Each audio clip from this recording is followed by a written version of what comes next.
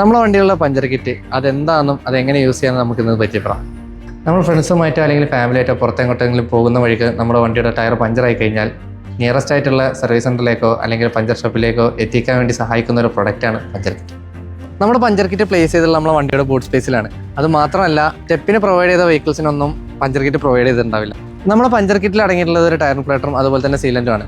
Tyre inflator നമ്മൾ normally tyre inflate ചെയ്യുന്ന same പ്രൊസീജിയറിൽ ടയറിലെ പഞ്ചർ ലെയർ ബോട്ടം പാർട്ടാക്കി വെച്ചുകൊണ്ട് ഇഗ്നീഷൻ ഓണാക്കി 12 വോൾട്ട് DC സോക്കറ്റിൽ അഡാപ്റ്റർ പ്ലഗ് ഇൻ ചെയ്ത് ടയർ ഇൻഫ്ലേറ്ററിലെ ഹോസ് നെക്കിൽ ടൈറ്റ് ചെയ്യുക. എന്നിട്ട് ഇൻഫ്ലേറ്ററിലെ ഓറഞ്ച് ക്യാപ്പ് ഓപ്പൺ ചെയ്ത് സീലൻ്റ് ആ സ്പേസിൽ ടൈറ്റ് ചെയ്യുക.